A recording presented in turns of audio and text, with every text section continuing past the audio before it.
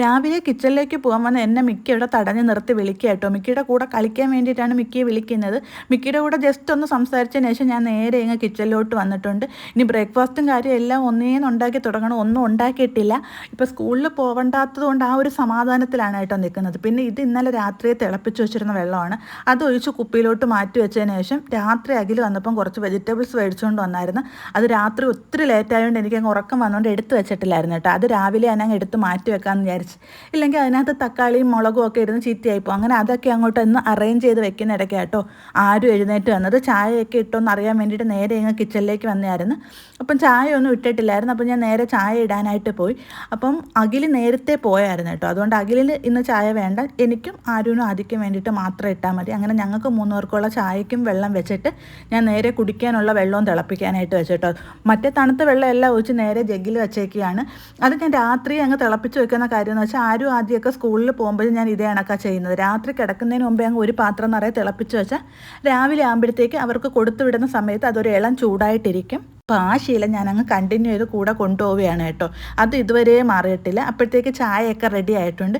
എത്ര സമയമില്ലെങ്കിൽ എനിക്ക് ചായ ഒരിടത്തിരുന്ന് സ്വസ്ഥമായിട്ട് കുടിക്കണമായിരുന്നു. അപ്പോൾ എൻ്റെ ചായ കുടിയൊക്കെ കഴിഞ്ഞിട്ട് നേരെ വന്നത് ഇന്ന് ഇത്തിരി ഉപ്പുമാവ് ഉണ്ടാക്കാമെന്ന് വിചാരിച്ചിട്ടാണ് കേട്ടോ വന്നത്. അപ്പം ബ്രേക്ക്ഫാസ്റ്റ് കഴിക്കാനും അഖിലില്ല. അഖിലുണ്ടെങ്കിൽ അഖിലിന് ഉപ്പുമാവ് എന്ന് പറയുന്ന സാധനം ഇഷ്ടമേ അല്ല. അപ്പം ഞങ്ങൾ 3 പേര് മാത്രം ഉള്ളതുകൊണ്ട് നേരെ അങ്ങ് ഉപ്പുമാവ് ഉണ്ടാക്കിയാൽ പെട്ടെന്ന് കാര്യം കഴിയല്ലോ എന്ന് വിചാരിച്ചിട്ടാണ് ഞാൻ അതിലേക്ക് കയറിയത്. ഈ ഉപ്പുമാവ് ഉണ്ടാക്കുമ്പോഴത്തേക്ക് ജസ്റ്റ് എപ്പോഴാണെങ്കിൽ നമ്മൾ ആ റവ ഒന്ന് വറുത്തിട്ട് ഉണ്ടാക്കി വെക്കണം കേട്ടോ. അതിനൊരു പ്രത്യേക ടേസ്റ്റാണ്. അപ്പോൾ അതൊക്കെ ഇവിടെ റെഡിയായി കഴിഞ്ഞപ്പോഴത്തേക്ക് ആദ്യം ഇവിടെ കുറച്ച് മഞ്ഞൾ നിൽപ്പുണ്ടെന്ന് കുറേ ദിവസം കൊണ്ട് പറയുന്നത്.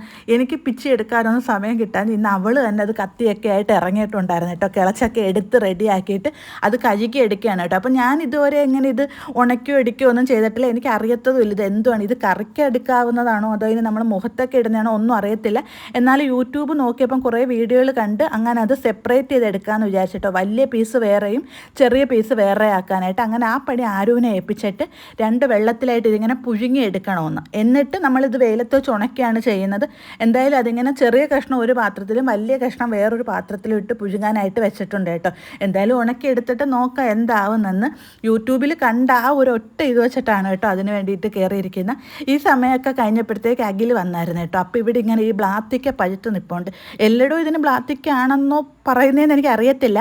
എന്നാലും ഞങ്ങളെയൊക്കെ സ്ഥലത്ത് ഇതിന് ബ്ലാത്തിക്കാന്ന് കേട്ടോ പറയുന്നത്. കുഞ്ഞിലെ എൻ്റെ വീട്ടിൽ ഇത് ഇഷ്ടം പോലെ ഉണ്ടായിരുന്നു. ഞാൻ കൊച്ചിലേക്ക് ഒരുപാട് കഴിച്ചിട്ടുണ്ട്. പക്ഷേ ആദ്യം ഈ വീട്ടിൽ വന്നതിന് ശേഷം ആദ്യമായിട്ട് ഈ സംഭവം കാണുന്നത് തന്നെ എന്തുവാണോ ഒന്നും അറിയത്തില്ലായിരുന്നു. അങ്ങനെ പഴുക്കാൻ വേണ്ടി കാത്തിരുന്നതാണ്. അപ്പം തൊട്ട് നോക്കിയപ്പോൾ നല്ല രീതിയിൽ പഴുത്ത് കിട്ടിയിട്ടുണ്ട്. അങ്ങനെ ആദ്യം അവിടെ ഇരുന്ന് കഴിക്കുകയാണ്. കൂടെ മിക്കിയുണ്ട്.